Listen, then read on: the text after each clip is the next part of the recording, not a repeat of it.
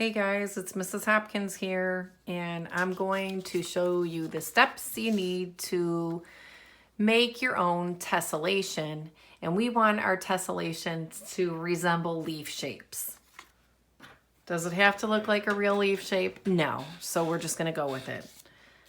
But before we do, I'm starting with a small piece of paper. It's very small, it fits in the palm of my hand.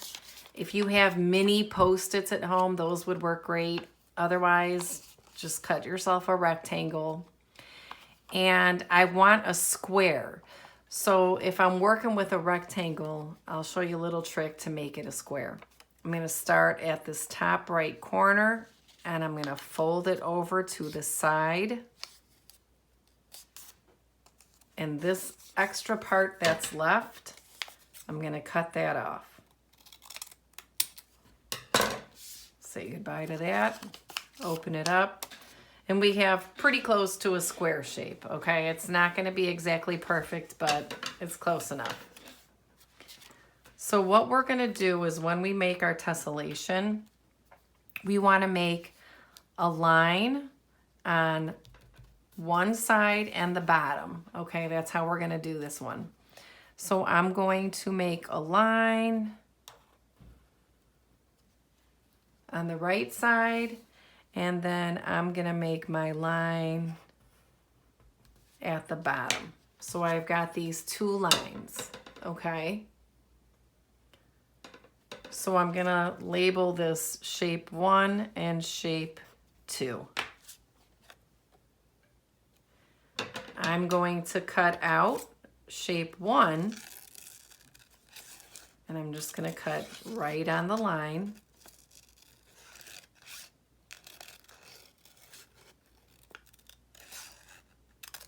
Okay, and you'll see it right there.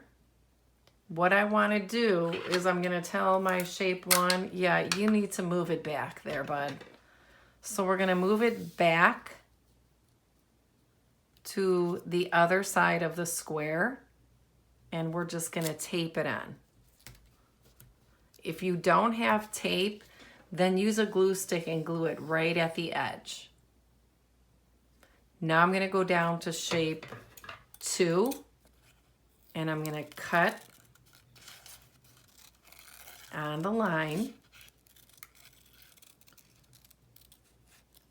Okay, and I'm going to put it down to see how it should be.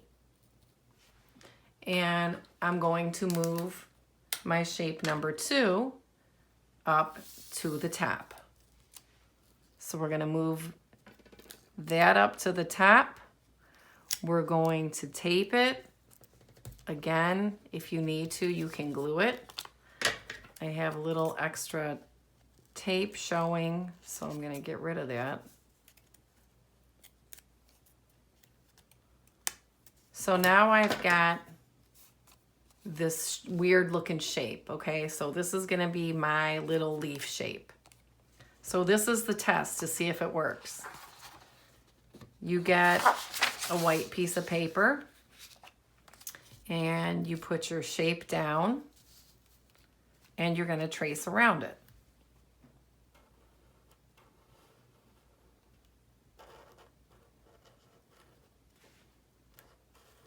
And you just want to try to hold the edges down as good as you can.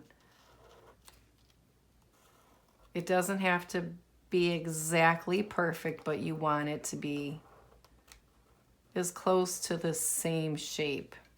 And then you're going to move it. Okay? So what should happen then is I'm going to move.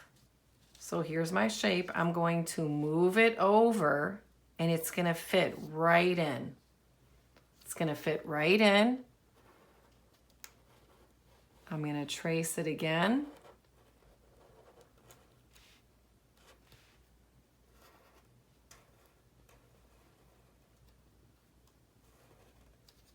Okay.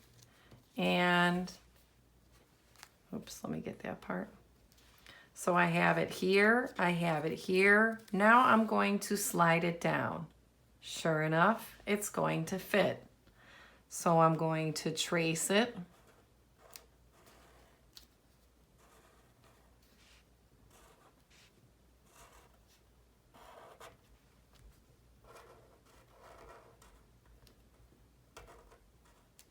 Okay, now I've got 3, and sure enough, it's going to fit right in here.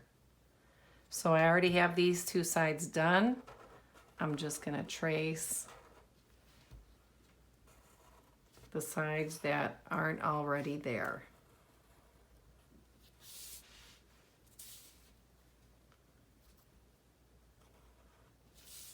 Okay, so now I've got 1, 2, 3, 4.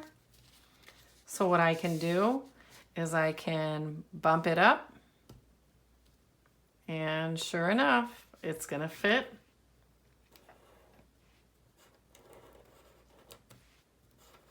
So I'm gonna keep doing this until I fill up my paper.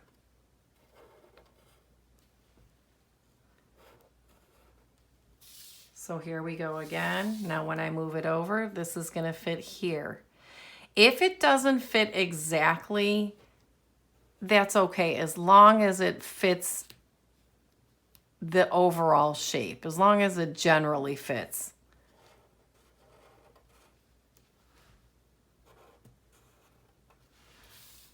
So there's my tessellation. Now I can keep going. I can fit it here and trace it, move it up and trace it. So you want to fill up your paper. Now the thing is after I have my shapes on my paper, I'm going to add some lines to it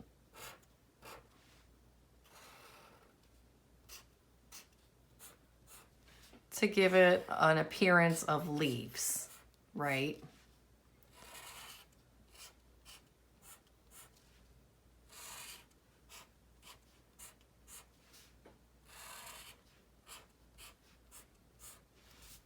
And there you have your leaf tessellation. So all you would do next is you would use some autumn colors and color these in. You could do brown, yellow, orange, red. And you could make a pattern or use a combination of those colors or even blend those colors. So good luck, have fun, and I can't wait to see your tessellation.